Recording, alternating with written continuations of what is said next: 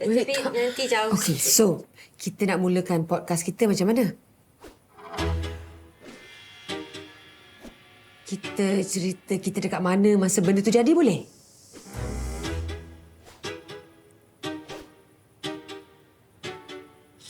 Korang, ni podcast tau. Kalau korang angguk-angguk, angkat bahu, geleng-geleng, mic tak dapat pick up, cuba cakap sikit.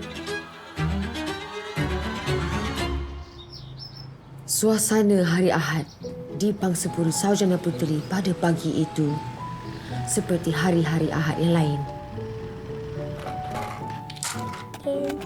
Seorang suri rumah mengemas ruang tamunya.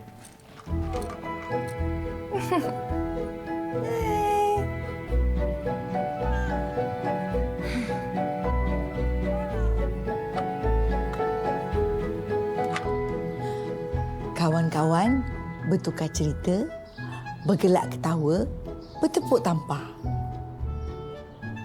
Seorang pelajar universiti melekatkan stiker baru di motor second hand dia.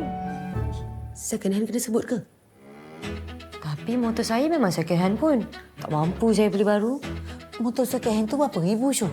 Tak sampai 3,000 pun, Kak Ili. Bayar bulan? Tak masalahnya sekarang ni tak kisahlah mahal ke tak mahal. Rasanya tak payah sebut teruslah. Kita cuma sebut seorang pelajar universiti melekat stiker di motosikal barunya. Dah. Tapi macam mana kalau orang ingat yang motor tu motor baru? Saya tak mampu beli baru. Saya tak mampu beli baru, Kak. Second hand pun bayar bulannya. Tapi apa kena-mengena dengan cerita ni? Kak dia ada point kat situ.